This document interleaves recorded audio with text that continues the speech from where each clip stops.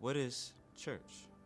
Since its early days, the church has been beautiful and messy, growing and stagnant.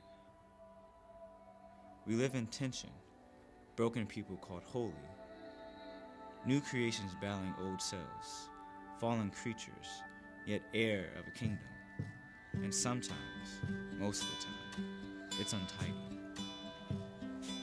The church in Corinth knew this struggle well. So the Apostle Paul writes them a letter from Ephesus. He writes because he wants them to be rooted and established in love, people who are unshakable and courageous. He writes to the Corinthians to shake them out of their smallness, calling them to celebrate the truth and reminding them of how much belongs to them in Christ. Paul writes because his experience of the resurrected Christ made him full of joy. He writes to them of his concerns, of their failings, sure, but always he writes to them with love. What if you can write a letter to the church? What would you share? What is one thing you are grateful to the church for? How can it grow? What ways are you committed to be part of the solution? This is your church, your family of faith. What would you say?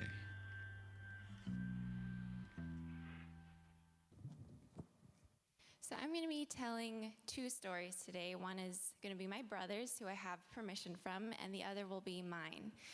The thing that I am very grateful to the church for, and the thing I think it could grow in, is investment, especially in younger people. So I grew up as a Seventh-day Adventist pastor's kid. My mom, my dad, my brother, and I were in that pastor's family spotlight for many years, and I remember being put on a pedestal all the time. Now, thankfully, because of the temperament I have, I didn't really care what people said about me, and I would just let their criticisms kind of roll off my back and just thought, well, that's their problem. Now, it wasn't the same for everyone in my family. For example, I remember being a little girl and many times after church hearing my mom crying in her room, and I'd go in there and I'd say, "Mom, what's wrong?" And I'd get the gist that someone at church had said something to her that really hurt her feelings, but she would always say, "I'll tell you when you're older." So I'd run to my room and I'd get out my journal and I'd write, September 15, year 2000. Remember to ask Mom what happened on that Sabbath because she said she'll tell me when I'm older. It also wasn't the same for my brother. My brother is a very sensitive person, and he tends to really bottle things up inside. And so from the time he was really, really little, he has all these memories leading up to when he was adult of people scolding him and criticizing him and making him feel like he just wasn't good enough.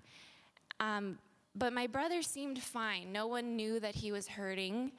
And so we just didn't know that anything was going on, and he was really active in church. He played music, he helped in Pathfinders, he was baptized when kids are usually baptized in the church, and helped with the youth kids, and he was so good with the youth that a lot of the parents in our church were trying to convince him to become the youth pastor.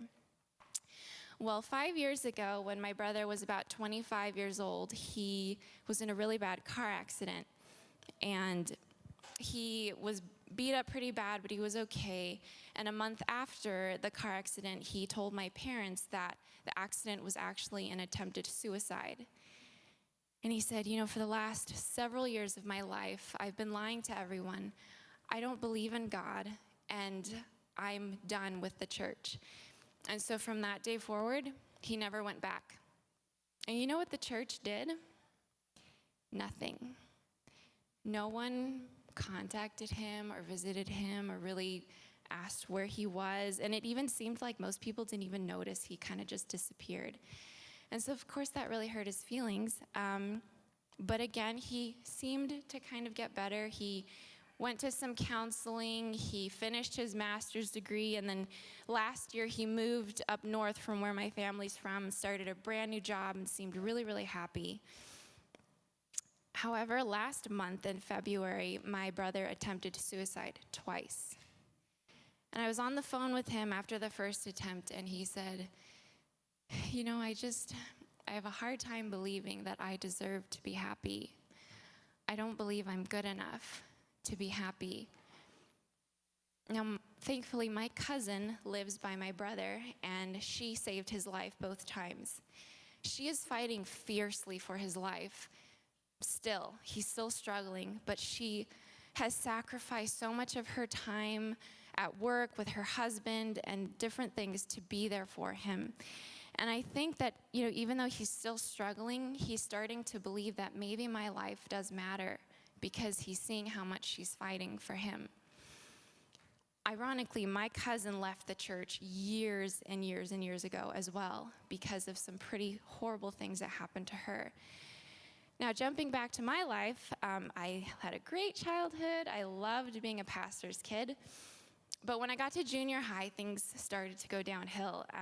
When I was in junior high, I had a teacher who sexually harassed me for most of the school year, and he was fired for that. And then when I got to high school, 2 different summers at 2 different jobs by 2 different men, I was also sexually harassed. They were also fired. At the same time, I was being sexually abused by a student at my high school for about 2 years. And I didn't say anything for a long time because this guy was so loved by everyone. Teachers and students just adored him. He was one of the most popular people in the school and thought of as one of the most spiritual even.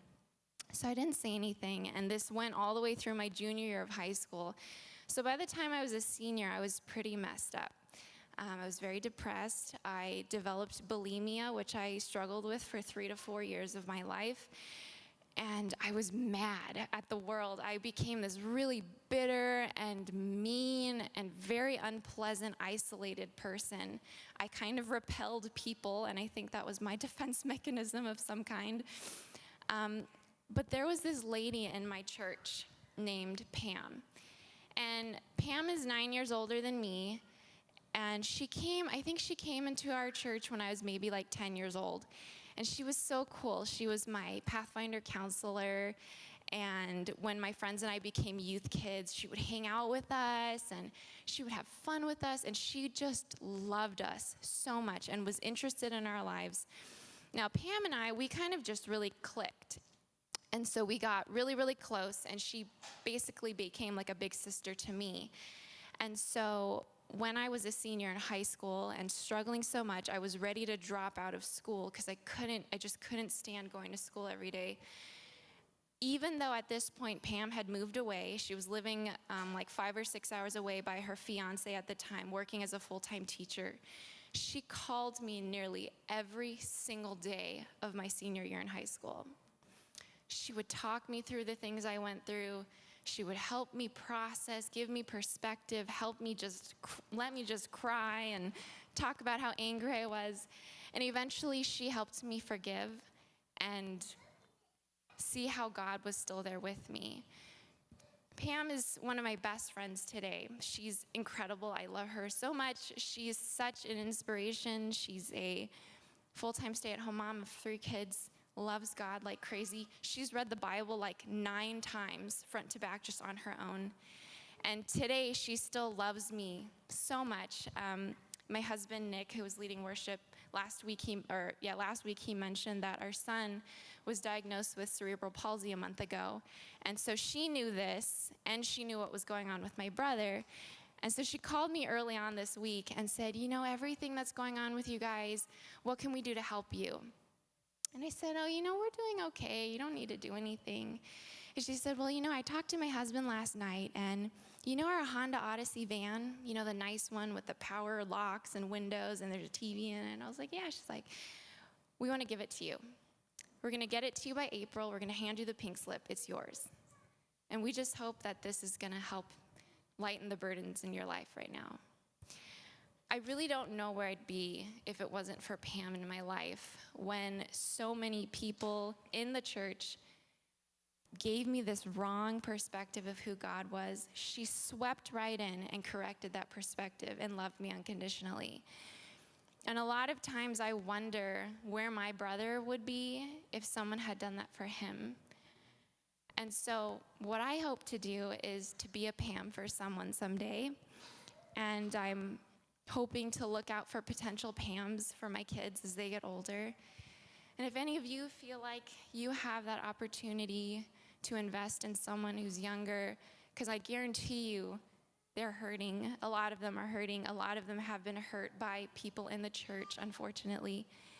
And if you can sweep in there and just love them, be there for them, and give them the correct picture of Christ, I really believe that it would make all the difference and even save lives. Thanks.